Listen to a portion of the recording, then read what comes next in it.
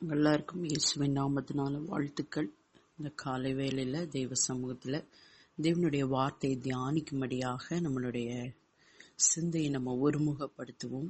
தேவனை நோக்கி எதிர்பார்த்து நம்ம காத்திருப்போம். எபிரேய வார்த்தைகள் குறித்து நம்ம தியானித்து கொண்டு வருகிறோம். அந்த வரிசையில இன்றைக்கு நம்ம தியானிக்கக்கூடிய ஒரு எபிரேய வார்த்தை ஷாலோம். ஷாலோம் என்பது வெறும் சமாதானத்தை மாத்திரம் குறிக்கக்கூடிய ஒரு வார்த்தை கிடையாது. ஒவ்வொரு எபிரேய வார்த்தைக்கும் எப்படி ஆழமான ஒரு அர்த்தம் இருக்கிறதோ, அர்த்தங்கள் இருக்கிறதோ, அதே மாதிரி இந்த ஷாலோம் அப்படிங்கிற இந்த வார்த்தைக்கும் ஆழமான அர்த்தங்கள் இருக்கிறது. முதலாவது நம்ம பார்க்கும் பொழுது பீஸ், சமாதானம், உள்ளாக இருதயத்துக்குள்ள காணப்படக்கூடிய ஒரு அமைதி, பிரச்சனைகளை இல்லாமல் இருப்பது.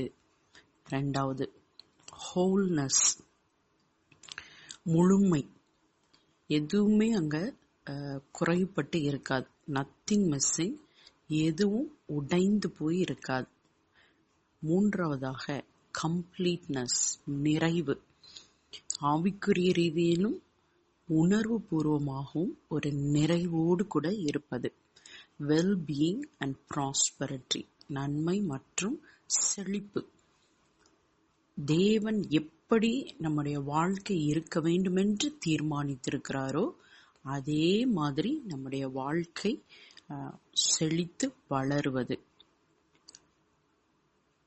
அதுக்கப்புறம் ஐந்தாவதாக பார்க்கும் பொழுது harmony with God, others and self. தேவனோடும் மற்றவர்களோடும் நமக்குள்ளாகவே ஒரு ஐக்கியத்தோடு, ஹார்மனின்னு சொல்லும் பொழுது ஒரு சமாதானத்தோடு கூட இருப்பது. அப்ப அந்த ஷாலோம் சொல்லும் போது இந்த 5 அர்த்தங்களை அது உள்ளடக்கி இருக்கிறது. உள்ளாக இருதயத்திற்குள்ள இருக்கக்கூடிய சமாதானம், முழுமை, நிறைவு, செழிப்பு மற்றும் நன்மை, தேவனோடும் மற்றவர்களோடும் நமக்குள்ளாகவும் இருக்கக்கூடிய ஒரு சமாதானம். இப்ப வேதாகமத்துல என்னாகமம் 6வது அதிகாரம் 24 26 வரைக்கும் உள்ள வசனத்தை நம்ம பார்த்தோம் அப்படின்னா, இது ஆசாரியன் ஜனங்களுக்கு சொல்லக்கூடிய ஒரு ஆசீர்வாதம். வேதாகமத்துல ஆண்டவர் இது கட்டளையிட்ட ஒரு காரியம். ஆரோன் பிரதான ஆசாரியனாய் அவன் ஏற்படுத்தப்பட்ட போது ஆரோன் எப்பொழுதுமே ஜனங்களை இந்த மாதிரி ஆசிர்வதிக்க வேண்டும் என்று ஆண்டவர் அதை கட்டளையிட்டிருந்தார். இது ஆரோனிக் பிளஸ்ஸிங் அப்படின்னே நம்ம சொல்லுகிறோம். வாசிக்கிறோம் பாருங்க. என்னாகமம் 6:24 கர்த்தர் உன்னை ஆசீர்வதித்து உன்னை காக்க கடவர். கர்த்தர் தம்முடைய முகத்தை உன்மேல் பிரகாசிக்க பண்ணி உன்மேல் கிருபையாய் இருக்க கடவர். கர்த்தர் தம்முடைய முகத்தை உன்மேல் பிரசன்னமாக்கி உனக்கு சமாதானம் கட்டளையிட கடவர் என்பதே. அப்ப இந்த இடத்துல சமாதானம் சொல்லும் போது நமக்கு சமாதானம் அப்படின்னு நம்ம தமிழ் பைபிளையோ கன்னட பைபிளையோ நம்ம வாசிக்கும் பொழுது, இல்லைன்னா இங்கிலீஷ் பைபிள்ல பீஸ் அப்படின்னு வாசிக்கும் பொழுது நம்ம என்ன நினைக்கிறோம்? சண்டையே இல்லாம நிம்மதியா இருக்கிறது, இதுதான் சமாதானம் அப்படின்னு நினைக்கிறோம். ஆனா அந்த எபிரேய வார்த்தையோட அர்த்தத்தை நம்ம புரிந்து கொள்ளும் போதுதான் மிகவும் ஆச்சரியமா இருக்குது. வெறும் சண்டை இல்லாம நிம்மதியா இருக்கிறது மட்டும் ஷாலோம் கிடையாது. அதையும் தாண்டி பரிபூரணம், முழுமை, எல்லாரோடும் இருக்கக்கூடிய ஒரு சமாதானம், தேவனோடும் மற்ற மனுஷங்களோட நம்மளோடு கூட இருக்கக்கூடிய சமாதானம், இவ்வளவு ஆசீர்வாதங்களை அது உள்ளடக்கியதாக இருக்கிறது. இப்ப இந்த சமாதானம் ஷாலோம எப்படி நம்முடைய வாழ்க்கையில நம்ம அதை தெரிந்து கொள்வது, எப்படி நம்ம வாழ்க்கையில இந்த ஷாலோம் நிலைத்திருக்கும் அப்படிங்கிறத நம்ம வருகிற நாட்கள்ல கொஞ்சம் கொஞ்சமாக நம்ம பார்க்க போகிறோம். அதுக்கு முன்னாடி பார்த்தா இன்றைக்கு சொல்லப்படுகிற சமாதானத்துக்கும் இந்த வேதாகமத்தில் சொல்லப்படுகிற ஷாலோமுக்கும் என்ன ஒரு வித்தியாசம் இருக்குது அப்படிங்கிறத நம்ம பார்க்க போகிறோம். சமாதானம் அப்படின்னு நம்ம சொல்லும்போது சண்டை இல்லாமல் இருக்கிறது, ஆப்சன்ஸ் ஆஃப் கான்ஃப்ளிக்ட். அதுக்கு உதாரணம் சொல்லணும்னா யுத்தமே இல்லாமல் இருக்கும்போது நம்ம என்ன சொல்லுவோம்? சமாதானமாக இருக்கிறது. ஒரு வீட்லயோ இல்ல தெருவிலையோ ஒரு சமுதாயத்திலயோ ஒரு சண்டையே இல்லாதப்ப, இல்லைன்னா வாக்குவாதமே இல்லாதப்ப நம்ம என்ன சொல்றோம்? அங்க சமாதானமாக இருக்குது அப்படின்னு சொல்றோம். ஆனா இந்த சமாதானம் இது நிரந்தரம் இல்லாதது, டெம்பரவரி. அதே போல சூழ்நிலைக்கு ஏற்றபடிதான் என்ன இருக்கும்? இந்த சமாதானம் இருக்கும். இல்ல, சண்டை இல்லாத ஒரு சூழ்நிலை இருந்தா அங்க சமாதானம் இருக்கு அப்படின்னு சொல்றோம். சண்டை வந்துருச்சுன்னா என்னது? சமாதானமே இல்லை, அமைதலே இல்லை அப்படின்னு நம்ம சொல்றோம். ஆனா இந்த வேதாகம ஷாலோம், இந்த ஷாலோம் சமாதானம் எதை பற்றி சொல்லுகிறது அப்படின்னு சொன்னா, இந்த சமாதானம் தேவனோடு கூட இருக்கிற நம்முடைய உறவு சரியா இருக்கும் பொழுது இந்த ஷாலோம் நம்மோடு நமக்குள்ள இருக்கும். இது உள்ளான உணர்வு பூர்வமான ஒரு காரியம். சமுதாயத்துல முழுவதும் ஒருங்கிணைந்து இணைந்து போகக்கூடியது. அது மட்டும் இல்ல, இந்த ஷாலோம் இருக்கும் பொழுது செழிப்பும் நம்ம வாழ்க்கையில உண்டாகிறது. ஒரே வார்த்தையில சொல்லணும்னா தேவன் இந்த ஷாலோம் தான் நமக்குள்ள இருக்க வேண்டும் என்று எதிர்பார்த்த ஒரு காரியம். நம்ம வாழ்க்கை எப்படி இருக்கணும்னு ஆண்டவர் தீர்மானித்திருந்தாரோ அதுதான் Shalom. It is life God intended for. நம்ம வாழ்க்கை எப்படி இருக்கணும்னு ஆண்டவர் உத்தேசித்திருந்தாரோ, சித்தம் கொண்டிருந்தாரோ அதுதான் ஷாலோம். சோ வேதாகமத்தின் பார்வையில, தேவனுடைய பார்வையில ஷாலோம் என்பது பிரச்சனைகளே இல்லாமல் இருப்பதல்ல. அது எல்லாமே சரியாய் தேவன் திட்டமிட்டபடி இருப்பது. நான் சொல்றது மறுபடியும் நான் திரும்ப இதை அழுத்தம் கொடுத்து நான் சொல்றேன். அதாவது ஷாலோம் அப்படிங்கிறது என்னன்னா, ஒரு மனிதனுடைய வாழ்க்கையில ஷாலோம் இருக்கு அப்படின்னு சொன்னா அதோட அர்த்தம் பிரச்சனைகளே இல்லாமல் இருப்பதல்ல.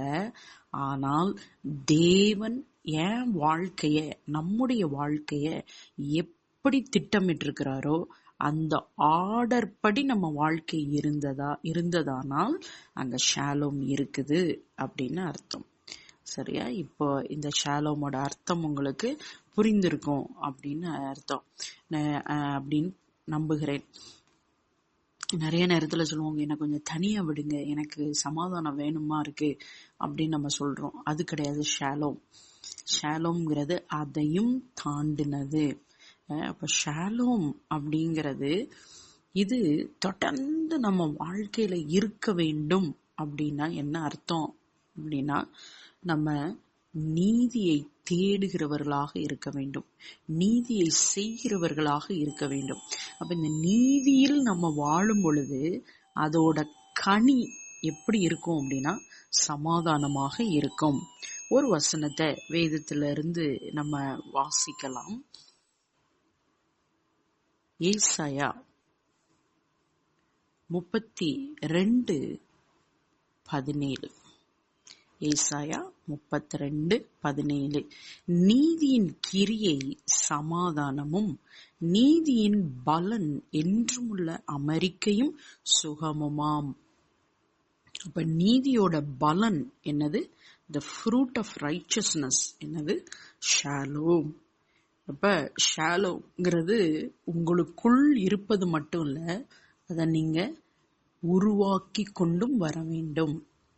அப்போ ஒரு நீதியுள்ள ஒரு வாழ்க்கை நம்ம வாழும் பொழுது அந்த சமாதானம் அது அப்படியே கட்டப்பட்டு கொண்டே வரும்.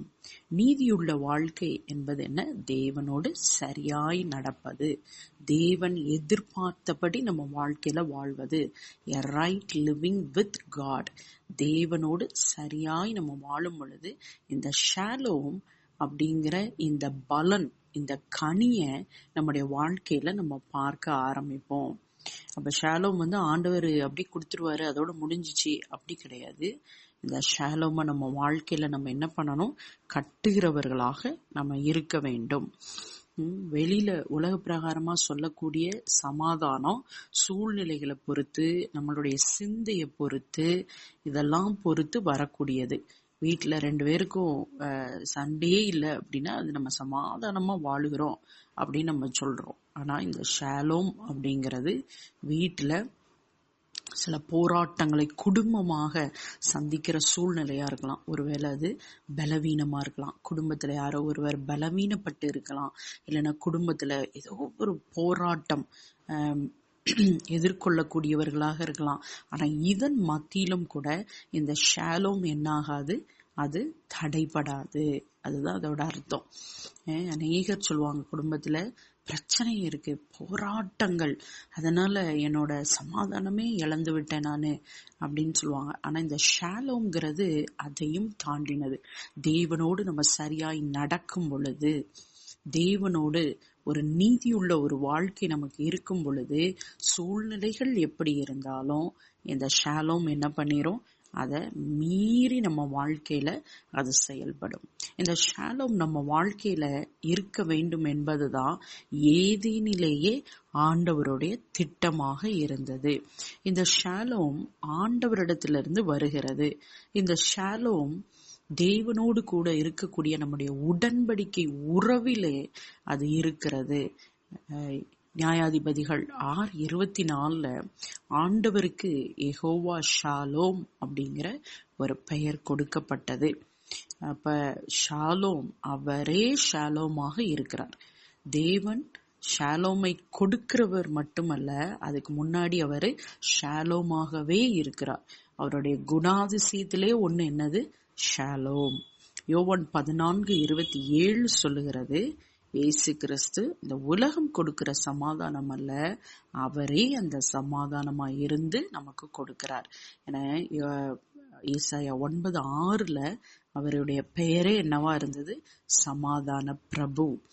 இப்ப இந்த காலை வேளையில நம்ம வெறும் சாதாரணமாக உலகம் எதிர்பார்க்கிற, உலகம் சொல்லுகிற அந்த ஒரு சமாதானத்தை எதிர்பார்க்கிறோமா, இல்ல ஷாலோமை நம்ம எதிர்பார்க்கிறோமா?